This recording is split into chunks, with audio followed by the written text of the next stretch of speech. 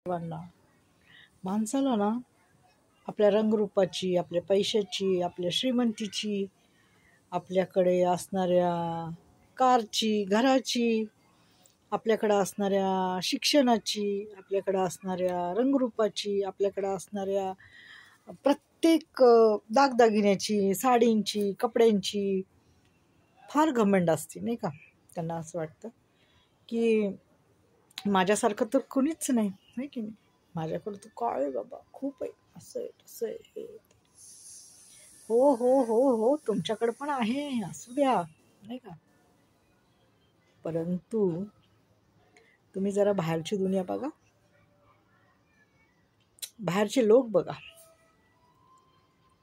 तुमच्यापेक्षा पण त्यांच्याकडे देवाने इतकं दिलेलं आहे, इतकी गडगंज संपत्ती आहे, परंतु ते फार नम्र आहेत आणि नम्र असतात.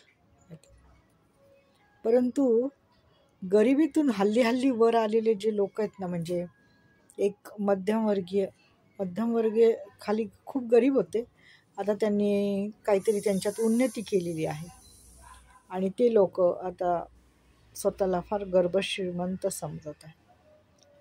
परंतु गर्भश्रीमंत हे वेगळे असतात आणि गरिबीतून वर आलेले हे आपला प्रोग्रेस करून वर आलेले असतात. एक शिक्षण करून मुलांनी नोकरी मिळवलेली असती आणि मग तो कुठेतरी चांगल्या मोठ्या पगाराची नोकरी करत असतो, किंवा असे घरातली कुठली तरी एक व्यक्ती घराला आपल्या आधार बनवून ती वरती आणण्याचा प्रयत्न करते, म्हणजे खालच्या स्तरापासून वरच्या स्तरापर्यंत नेण्याचा प्रयत्न करते आणि ती आपल्याला गरिबीतून एक थोडंसं एक गरिबीच्या रेखेच्या वरती अशी एक नेऊन ठेवते समाजामध्ये. आणि त्या व्यक्तीला त्या गोष्टीची फार घमंड असते, की असं वाटतं की अरे माझ्यासारखं कोणीच नाही. परंतु आज मी अनेक ठिकाणी जाते, अनेक ठिकाणचे लोक पाहते, अनेक लोकांशी मी भेटते, बोलते, तेव्हा मला कळतं अरे हे तर एवढे गर्भश्रीमंत आहेत,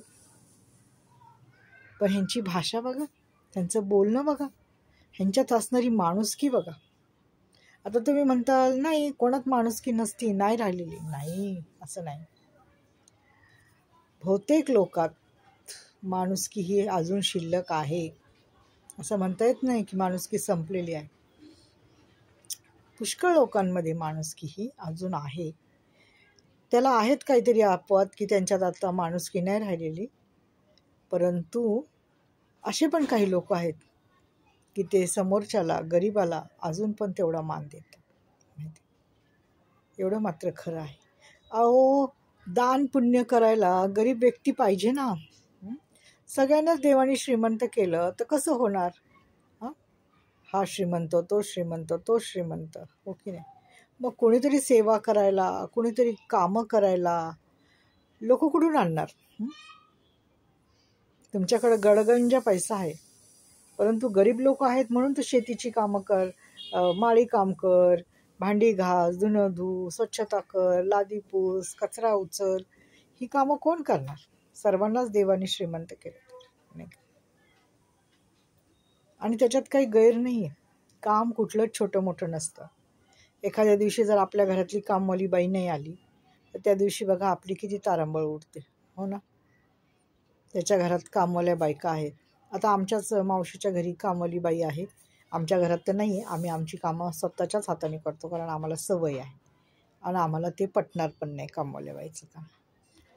तर मावशी मग सारखी म्हणते फोन करा तिला, कधी येणार आहे ती, कधी येणारी. भांडे पडतात, झाडू नाही पडतं आणि कचरा पडतो, सगळं म्हणजे घराचा व्यस्तपणा होतो. असं आहे बघा. म्हणजे कोणाचंच काम कमी नाही आणि कोणालाच कमी लेखू नये माणसं, कारण का जगामध्ये प्रत्येकाचीच गरज ठेवलेली आहे. तेव्हा माणसाने आल्या आयुष्यात घमेंट करू नका. घमेंट करायची तर ती आपल्या चांगल्यापणाची करा. आपण किती चांगले आहोत, आपण समाजात काहीतरी करून दाखवतोय, आपण समाजाला पुढे नेतोय, किंवा आपण कोणालाच काही बोलत नाही, सर्वांशी चांगलं राहतोय, ह्याची घमेंट करा. नाही तर काय काय करणार, ते म्हणतात ना बेडूक आहे ना बेडूक, तेवढ्याच जागेत असतं. त्याला वाटतं इथंच डराव डराव करतं. त्याला वाटतं हे तळं आहे ना, एवढंच जग आहे. कारण तो तळ्याच्या बाहेर जातच नाही. असं आहे. धन्यवाद.